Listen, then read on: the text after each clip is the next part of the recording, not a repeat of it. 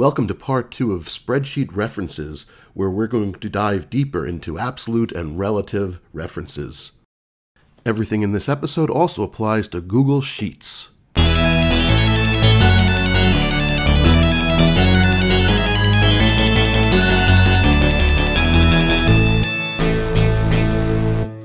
Now, if you're up to speed with the last video, I think you're going to know exactly what I'm going to do here.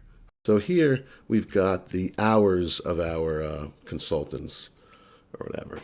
So we are going to first, again, this is normal, total hours. We can do equals sum of each of these columns, right? And then just move it over there. Great. And we now have our sum. Now, if we instead need to do the amount spent on these hours these 4 people worked, well, here we have a rate. So we're going to do Bob. The amount spent is equal to his number of hours times this one. And who could have seen that coming? Good. Same thing. Now, if I want to move this across, I can even move it. I can move it across, and of course, I get nothing because I'm multiplying. Each one is getting multiplied not by 120, what I wanted to, but something to the right of that. So I need to, in this case, change this reference to, well, now I don't need the row to stay the same. I need the column to stay the same. So I need G. So I'm going to put the $ in front of G. And now, let's see what happens. Good. And that's what we should expect. Each one of these is their hours from up there times the rate. Now, if I then want to fill in the rest of this, I've got a problem. I've got a big problem because, again, now these ones are looking at phantom cells. So let's scrap this, scrap it, and it turns out in this case I need an absolute reference for both the row and the column.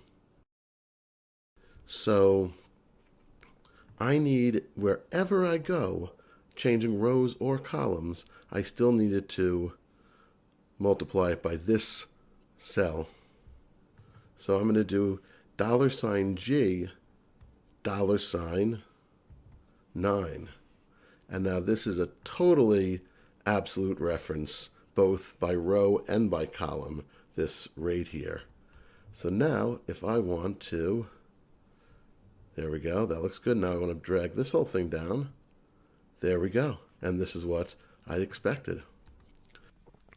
Sorry, pardon me. My wife has a question. Mark, why not always put the $ before both so that you don't have to think about it? Great question. And the answer is you'll probably get away with it much of the time, but I strongly advise against it. And there actually are times that doing the double absolute when you don't need it will actually break functionality. And check this out. I'll show you such a time. Here we have the same, we're going to use the same sort of hour sheet, timesheet for our 4 heroes. Make it a little bit wider, except each of them has a different rate. So Bob's rate is, let's say, 105 an hour. Jen makes 140 an hour. Amy makes 135 an hour. And Joe is sort of an intern or new. He makes 65 an hour. So for Bob, I need, for this one, I'm going to need to multiply his hours, which are back here, by his personal rate. And I got that. If I pull it down, I need it to stay at row 2.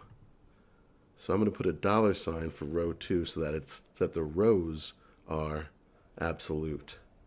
And now if I pull this across, there we go. Each of these, as you can see, is doing the right one. And now if I pull it down, it worked. So what I just did was I made it so that it's a reference in one direction or in one dimension. however, then brought it across 2 dimensions. And it worked out because we did the dollar sign right. Right now I'm going to distract you with this kitty cat so I can do a tiny bit of housekeeping on the spreadsheet. But now we'll see what would happen if I did do a double absolute, but 2 dollar signs. So I'd say Bob for January would be this, his hours times his own rate. And if I J2'd this, if I did both, because, hey, just make it easier and do double, there we go. Now when I bring it down, it's going to work very well, even the total. Wonderful. But when I bring it over, we're going to have a problem because we're not even going to be able to instantly detect the problem because the numbers will look kind of normal, but all 4 of these people are getting the same pay rate as Bob. So the double absolute reference backfires here. So really, even though it might seem like it's less of a headache to just do double all the time, it can really burn you. Tell it to do precisely what you want it to do. Words to live by. Well, I hope that helped you. If you have any questions about anything you want me to address, please comment down below. Also, you can like or subscribe. It's up to you. It's not up to you. Do it.